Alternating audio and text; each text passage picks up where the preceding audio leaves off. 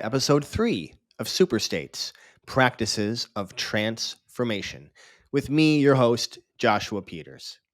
If you, like me, find yourself fascinated with this idea of using trance states to grow your personal or your professional life, including hypnosis, psychedelics, breathwork, sexuality, and more, you're in the right place. This week, I talk with Rebecca Wendler-Burke. Rebecca is an acupuncturist, an herbalist, and a psychonaut. She shares her journey and how she followed a literal dream to make her transformation. Here we go. Acupuncture and personal transformation with Rebecca Wendler-Burke. Welcome to Super States, everyone. And I'm really excited to be here with my guest, Rebecca Wendler-Burke. She's a acupuncturist, she's an herbalist, and she's a psychonaut as well. So I just want to welcome you to the show, Rebecca. Thank you. It's a pleasure to be here. Now, Rebecca and I have known each other for a few years now. But just for the audience, Rebecca, why don't you describe what you do and then how that can transform lives, either for yourself or for others? Sure. Yeah, I am an acupuncturist and an herbalist. And with my own personal experience with health issues with a lupus diagnosis at age 21, I sought acupuncture in order to mitigate the symptoms. And after a year and a half of weekly treatments, I was asymptomatic.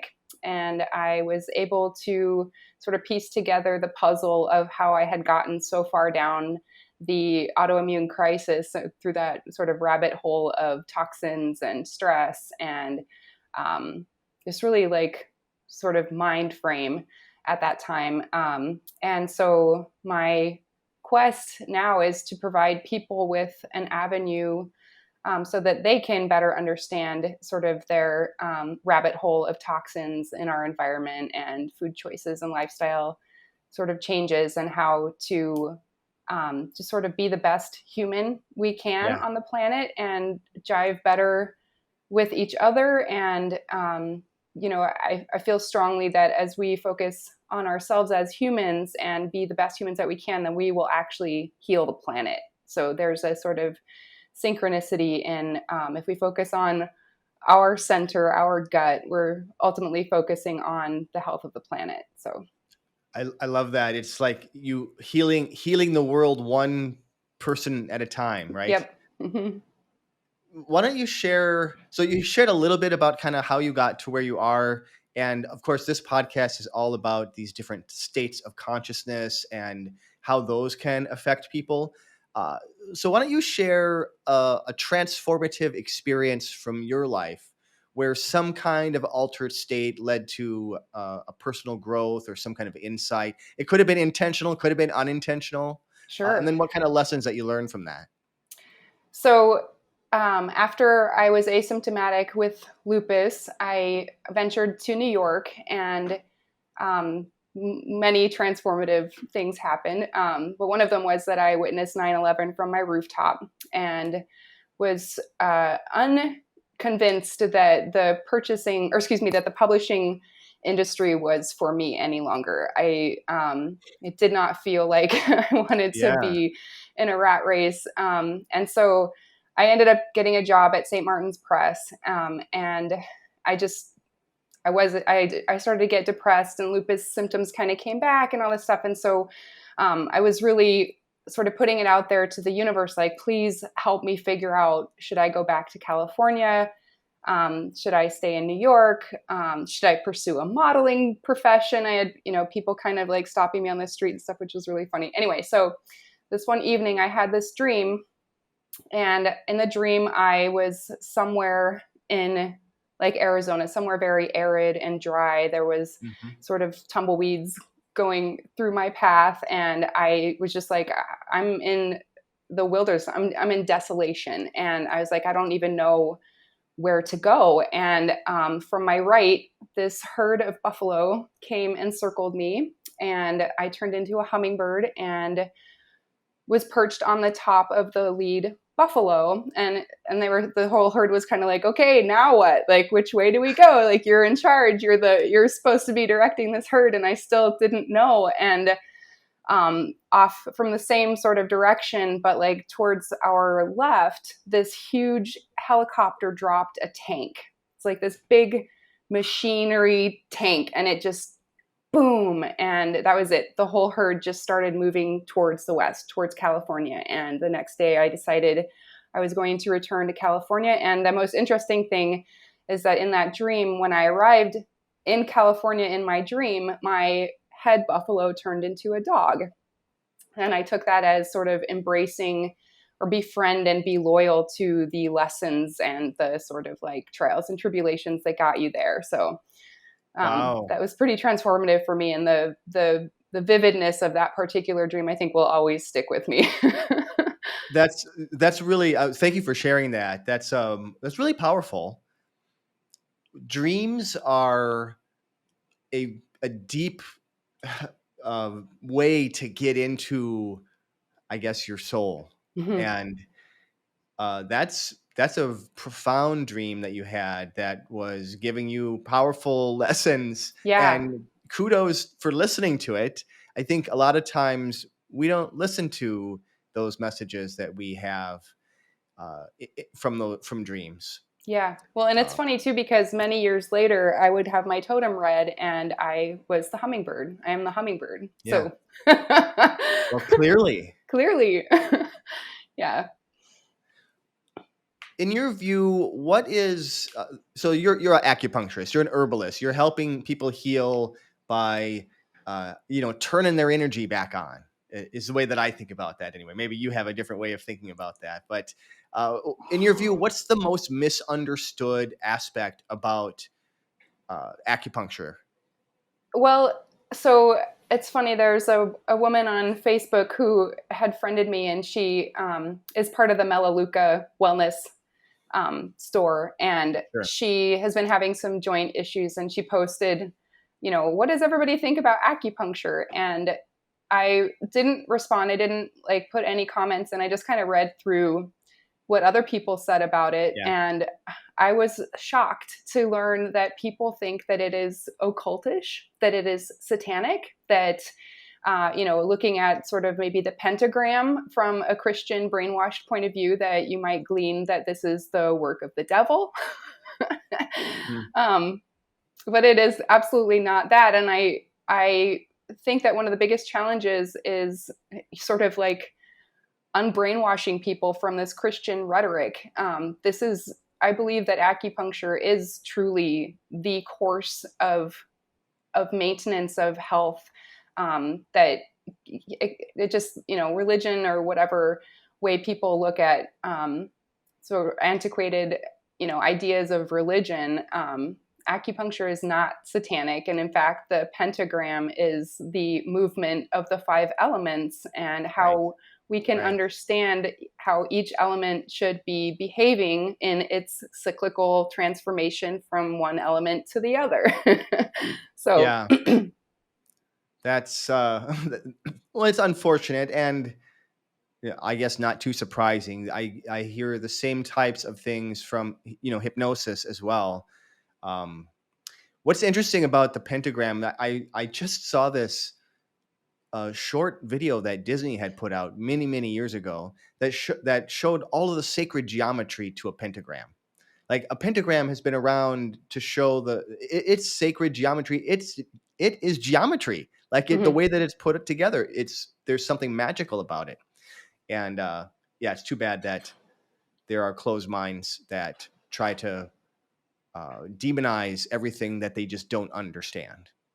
Right. Well, and also I think I would say that there are some entities right now that are using the pentagram in a way that is somewhat demonic. I mean, there is the image for the Republican Party, for example, that star has kind of shifted and is now in a different orientation. And maybe this is something for a different topic, but there there are entities that maybe are trying to hang on to that as a relic of um, evil. For sure. what is a way that we can help the public better understand the what acupuncture is really all about? Well, I like to use the metaphor of like spark plugs. So if, like, let's say for example somebody's just depressed and they can't kind of get their head out of this rut, focusing on something like the earth element and trying to figure out if in fact it is the earth element that is sort of misfiring, or if there's a generational component where fire is not generating the spark for the earth element. Acupuncture can go in and make sure that that energy system is fully functional and kind of pull Mm. somebody out of the funk of like overthinking and sadness and worry and things like that. Those are all associated with the earth element and the spleen and stomach yin and yang dynamic. So Hmm. Yeah, it's fascinating to me how these things are all tied together, and how our body reflects those different ideas within our physicality of our body. mhm, Now, I know I've done some acupuncture with you, and I know when I'm lying there and the needles are in, I kind of go into this trance state. Like it puts me into a trance state. mhm. Um, what are some practical ways that you can think of that people can use a trance state, whether it's with acupuncture or anything else, to improve their lives? And is there any specific technique, any kind of approaches that you could give for somebody to decide how to begin to do that? Sure.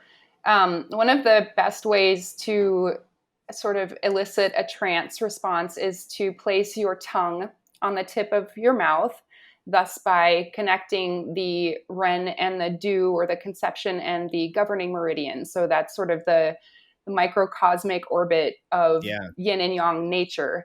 And then with eyes closed, ideally, either sitting in something comfortable or lying down, um, looking at the inside of your eyelids and looking for any type of color.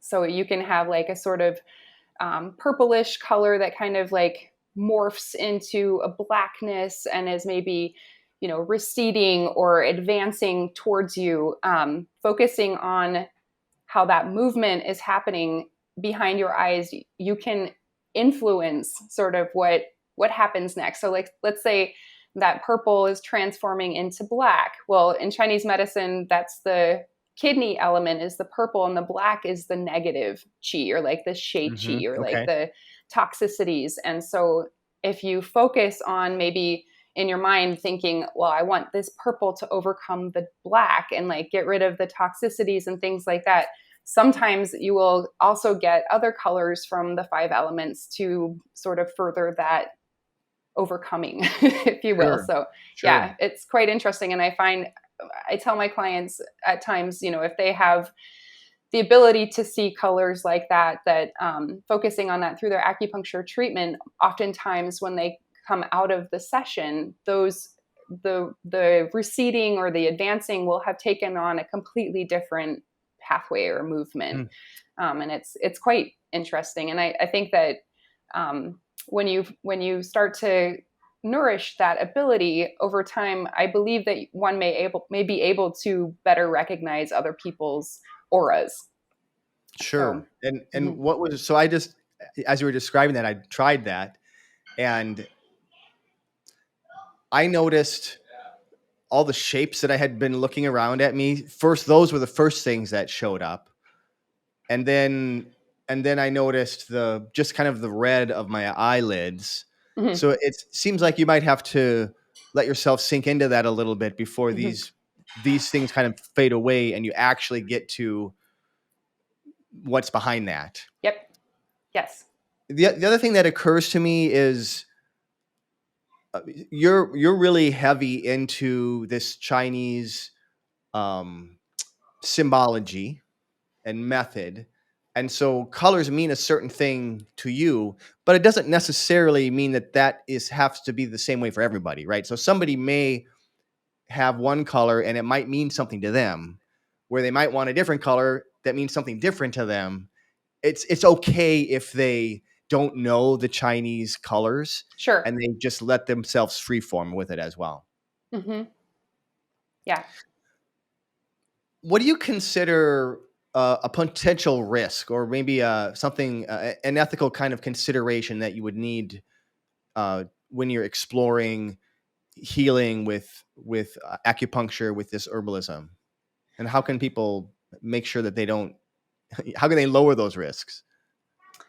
Well, first of all, people should absolutely go and see a licensed acupuncturist and not attempt to, get dry needling done or things like that if they're on a quest for sort of bettering themselves. I mean, sure, you can go to your physical therapist and get dry needling if you have, a musculoskeletal issue. But if one is trying to, um, you know, attain a different level of awareness, then I think that going with an acupuncturist who does understand the sort of root of five elements and their mechanisms is quite important. And also to find someone that resonates with you, that can sort of, in my mind, when I'm helping someone, my first sort of mantra to myself is, I'm going to introduce you to your healing path. I am not going to go Mhm. down it with you. I'm going to help you navigate that. And then that way there are clear energetic boundaries. And I think that sometimes one can get into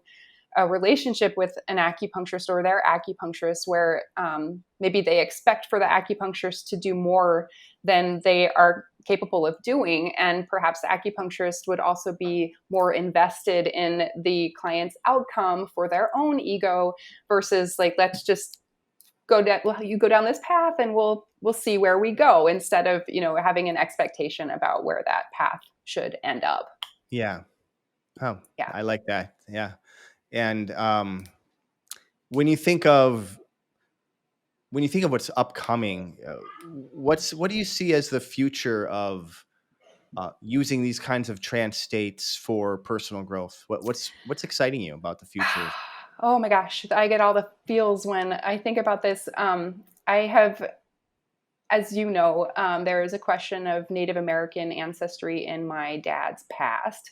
And I have been reading up on elders and what they think is important right now in our planet's evolution. And it occurred to me that Native American thinking and traditional Chinese medicine thinking is so uncannily aligned.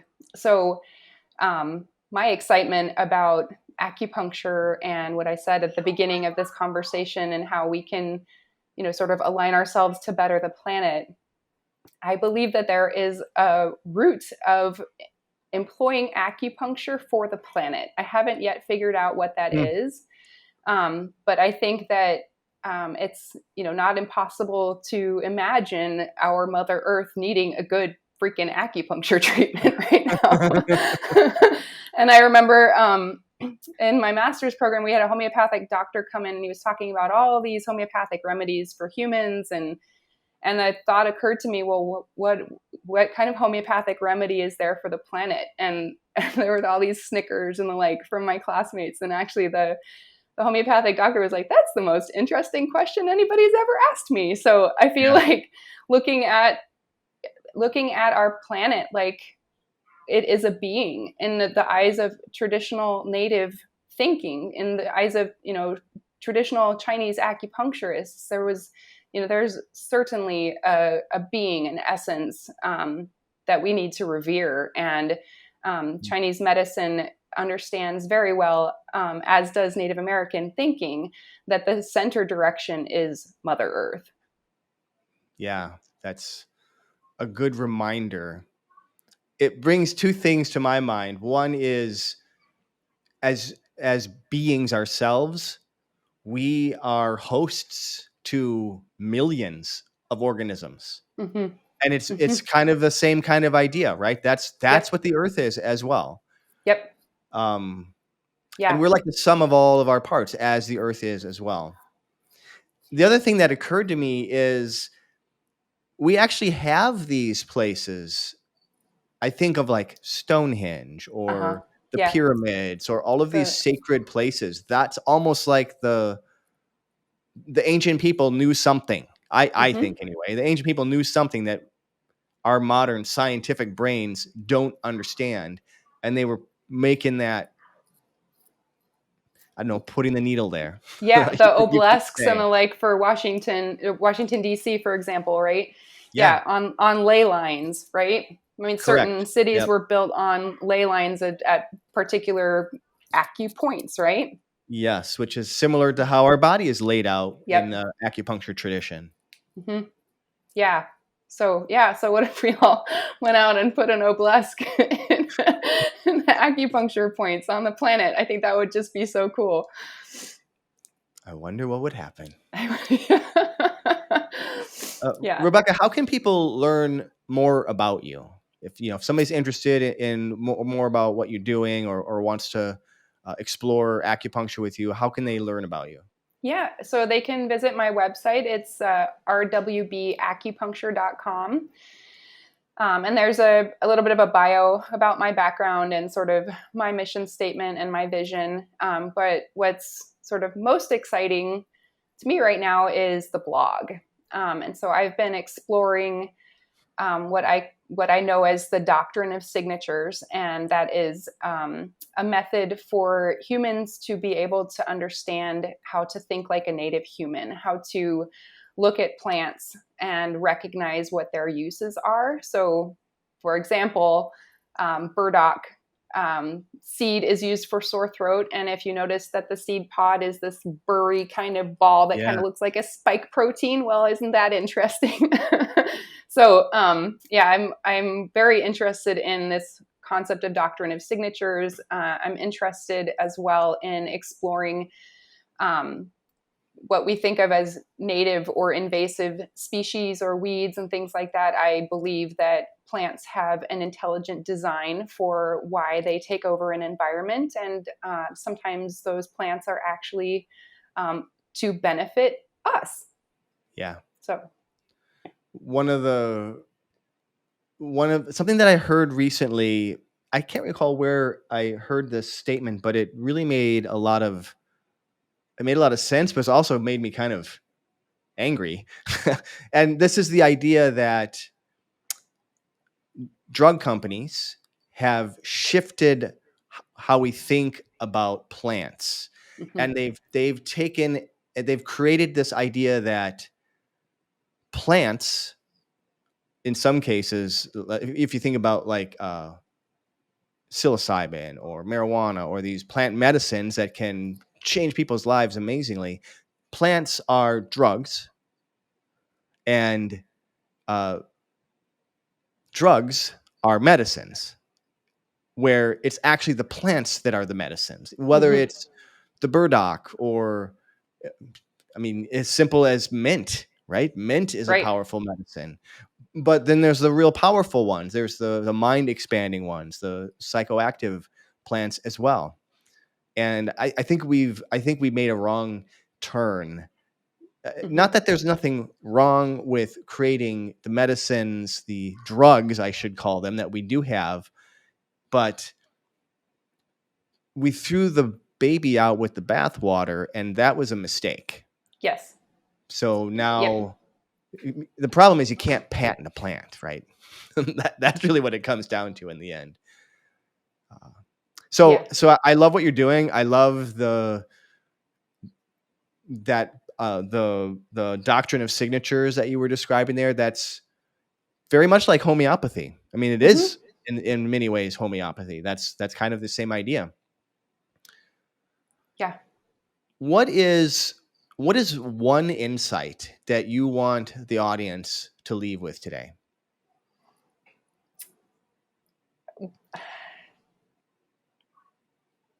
Focus on becoming the best you that you can possibly be, because that's going to make everything around you in your life better.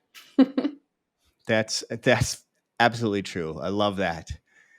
Thank you so much, Rebecca, for being here with us today, for sharing your knowledge, your wisdom, and little bit of your story. I'll make sure to put all of that information in the show notes so that people can easily find your website, can find your blog as well. Thank you. Thank you. It's been a pleasure. If you can hear my voice, that means you stuck around for this entire episode. I thank you so much for listening. I hope you enjoyed the episode. If you did, please leave me a 5-star review on Apple Podcasts, because that's just the best way that others can learn about this message. It would really mean a lot to me if you did that. Don't forget to subscribe to the podcast, whether it's on your favorite app or platform or even YouTube, so you can stay up to date with superstates. And also, you can always let me know what topics that you'd like or guests that you'd like me to cover in future episodes. You can get in touch with me through the comments, or you can find me on almost all the social medias at Joshua Ray Peters. Don't be shy. I will answer your comment. See you all next week. And remember, you carry the seeds of change inside you. So stay flexible, keep growing, and embrace your transformation.